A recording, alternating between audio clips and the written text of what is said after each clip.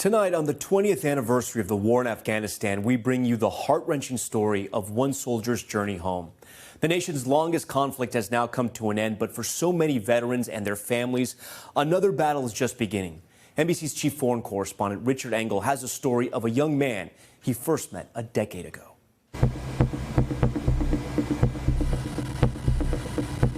I've been traveling in and out of Afghanistan for much of the last 20 years. In 2010, I met Sgt Louis Loftis. I followed his story closely. Hi, how are you? Met his family and girlfriend, Deidre, and watched firsthand as Loftis changed. Loftis! Get on that f***ing gun! From a war hero into a man struggling with PTSD. Yeah, try not to think about it. A man unable to control his emotions. A man that no one recognized anymore. American troops have left Afghanistan, but the war for soldiers like Loftis and his family is far from over, with deep scars and deadly consequences. How was Louis when he came back? He was excited to kind of come back home with me and start the next chapter of our life. So I would say when he came home, he was probably at his best the first few months. And those are probably the months that I hang on to the most because he was full of life. And these knee pads, still got dirt in them. See that? To me, this is the biggest accomplishment in my life. When I signed out of the Army and they said, you're done, I was like, that's 4 years and 7 months of, you know, I accomplished it. You know, I felt great. Surprise! Hey, how's it going? I went into the Army kind of young and, you know, thinking I'm going to do this forever. And then I realized that I don't want to do this forever. I loved being in Afghanistan. That probably sounds funny, but it was such a good experience, and I fought for my country. I'm proud of what I did. I'm proud of the guys I fought with and the people I met, and you know, that's going to be a part of me forever. Glasses up. This is for Lou Loftis. This is to Louis, is for his happiness. To Louis, you're here. When did you notice change? I noticed about 3 months in when there was no plans about where he would work, what he wanted to do, what he was going to go to school for. He would sleep all day and wake up in a really bad mood or a really unsettling mood. Nothing would really make him happy. He wasn't satisfied. And there was one particular night I had slightly kind of tapped him. It was nothing like I'd ever seen. He immediately jumped up, was very shaken.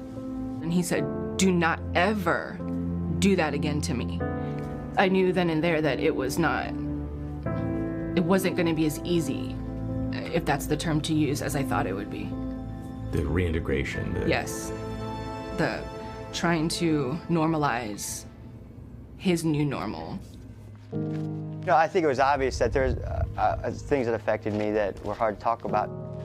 Do you think it had an impact on you mentally, I definitely feel it. I've been in traumatic situations, and I guarantee that's why I have certain dreams I have. And then things got worse. Yes, things got progressively worse. I have holes in my wall at this point. A fan was broken in the midst of just little arguments. I couldn't even grasp any of it. I would look at the holes and I'm like, when did that even happen? And the holes are from things he's thrown or he's punched through the wall. Them. Oh, yeah. Punching through the wall. Yeah, clear with his hand. And I think that's where the PTSD and the depression magnified that little scale that he had when he goes from 0 to 100. I wanted to talk to someone with a PhD about it. You know, she helped me out. What did she say? Did she say it was PTSD? It says I was too distraught to give an accurate evaluation on PTSD, meaning I was too emotional to even be given the diagnostic of PTSD. I was 4 months pregnant at this time, so we were kind of, I don't know, on and off. The arguments were happening all the time, so it's hard to say where we were that day. And he's screaming things that, hateful things. I hate you. I've killed people overseas that are worth more than you. He reached his arm over the front seat and he started choking me. Could say he wanted me to die. did say he wanted the baby to die. I'm in the front seat, gripping his arm for my life, kicking the front windshield with my feet, screaming, hoping somebody would hear me. I scared her. I'm sure, you know, I'm much bigger than her. Me pulling her out of the car probably wasn't pleasant. You know, I do feel bad about that. I regretted it. I knew something bad was going to happen from it. I knew I wouldn't hear the end of it. Your Honor, this is the state of Ohio versus Louis Loftis. I am sorry for what I did. I have a hard time showing my emotions. I knew none of this was Louis. I knew this was the drinking, the PTSD, the depression. I'm constantly trying to separate him from the person that the war and the things that he's seen had turned him into.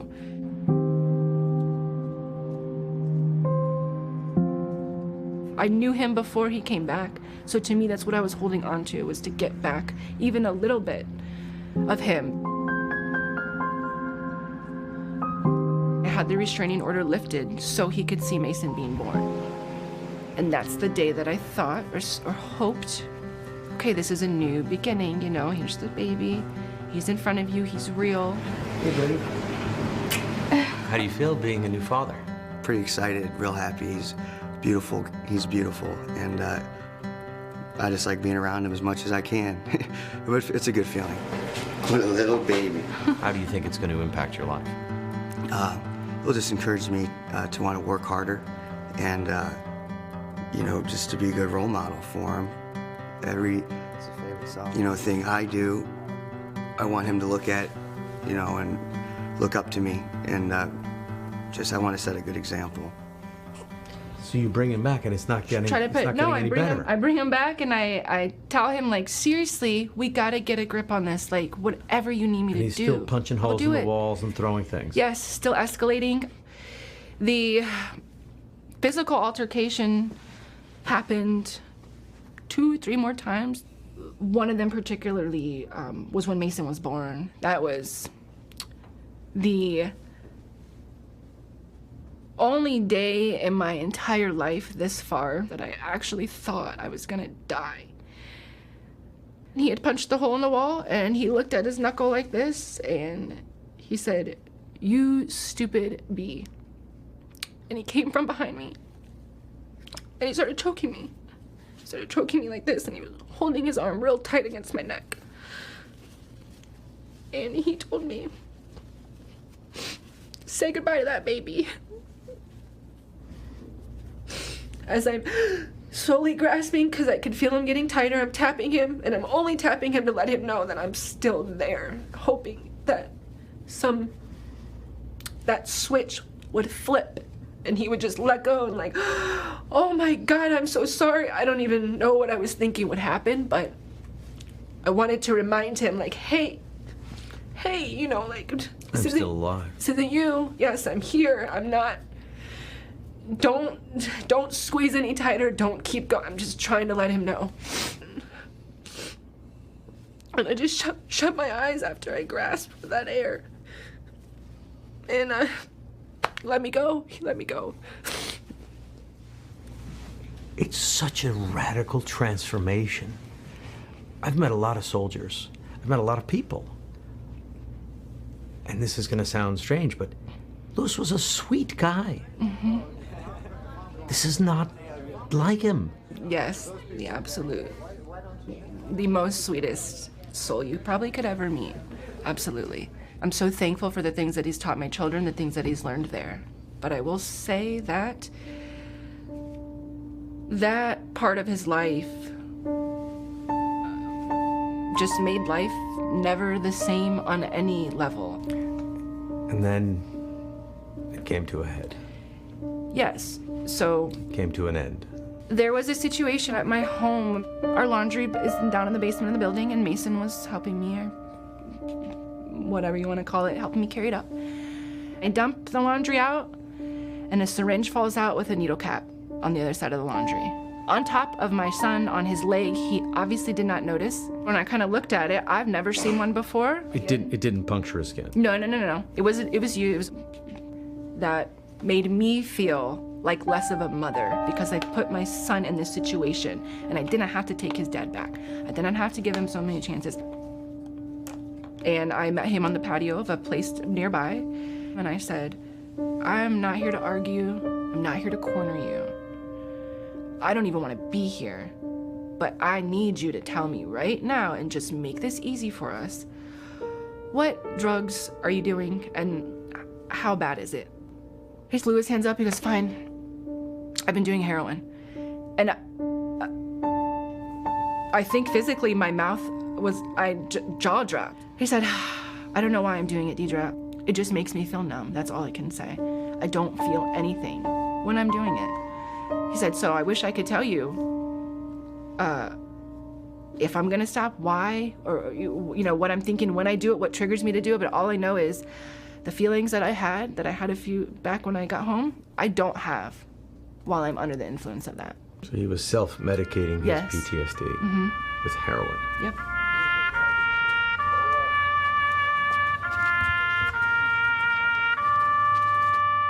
How did he die? He died of an overdose. He was found face down in his bed.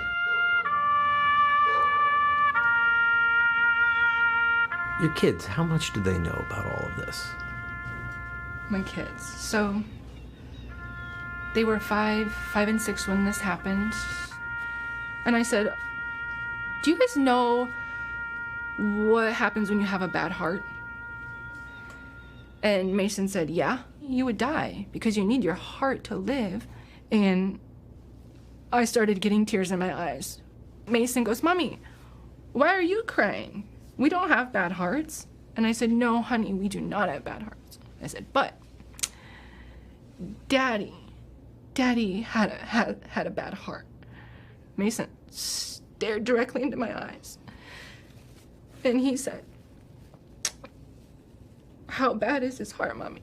And I literally saw the water fill up in his eyes. And I said, Mace, I am so sorry, but your guys' daddy died. And I feel like I couldn't even believe myself that I just said those words to them. And Mason immediately started pleading, no, Mommy, no, please. Can we get him another heart? Mommy, please. It was probably single-handedly the worst moment of my entire life. And I will never get that look out of my face. That look that Mason gave me when there was a clear understanding that... When he got it. Yep, when he got it. So, which brings us to now. The U.S. is leaving Afghanistan. He served there, he fought there, this war changed him. You are still living with the consequences. How do you feel that the U.S. is now packing it in? Relieved for everyone else that might have been in my position, or is in my position, or was in my position. The second thing that comes to mind is extreme, guilt to think of all of those men coming home off that green ramp and just dispersed into the world to fend for themselves. It makes me sick to my stomach. How does it look? Because I watched one fend for himself, and I watched it kill him, literally. You didn't deploy. No. But the war came back home to you. Yeah, absolutely. Same. Absolutely. And we love you. Love you, Daddy. And we'll see you next time. See you next time in like a few months. So hard to watch those two little boys and their mother over that grave. Richard joins us right now from London. And Richard, you spent 10 years getting to know Sgt Loftis. You covered the arc of his adult life, essentially, and the arc of his family's journey. I'm curious, did you ever think or get a sense it was going to end this way? Well, toward the end, he was on a dark path, and things were getting worse and worse for him. And life can be like that. Once you start losing control, it gets worse and worse, and it's very hard to correct course. So we first met, as you said, about 10 years ago. It was in Arghandab Valley, which is in Afghanistan. It was a very dangerous place at the time. And initially, when journalists join up with combat units, there's always a bit of skepticism. The soldiers are wondering, who is this guy? What is he trying to do? But it was one of the most violent places in the world then, and we were out with them every single day, and every single day they were out, we got into firefights.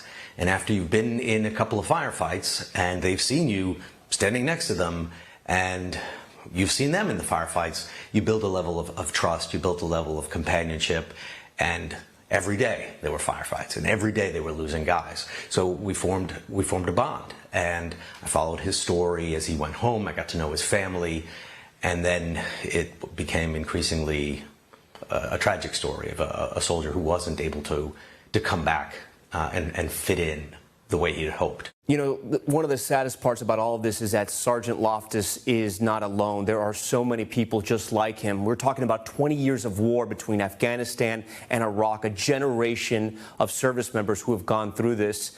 And I wonder if we're prepared or how we're doing with the war at home. Well, there are a lot of soldiers who fall through the cracks, and a lot of these problems don't go away right away, because if you have to think of it like pressure, PTSD is a physical force that grinds onto you, and how strong you are to resist it can change. So let's say you have a soldier who had a traumatic stress event in Iraq or Afghanistan, but for a while his financial situation was holding up, or his personal relationship with his wife, or if it was a female soldier, with her husband, that was holding up. But then those things start to fade away, or there's a traumatic illness in the family. Suddenly you're not as resilient as you were before. So these issues with PTSD can come on later as your armor gets thinner. If there's one particular incident that happens, you could become suddenly find yourself dealing with PTSD. So it's not a normal combat injury. Someone gets shot in the arm, you bandage them up, you give them rehab, and you send them back on. It's, in many cases, a long-term commitment to repairing and maintaining someone mentally as well as physically. And I'm not sure if any organization has the wherewithal to do that, let alone the U.S. military, which at times can be very bureaucratic when it comes to healthcare. And we're talking about hundreds and hundreds of thousands of people. Richard Engel for us tonight, shining a light on the war at home. Richard, we thank you for your reporting. Thanks for watching our YouTube channel. Follow today's top stories and breaking news by downloading the NBC News app.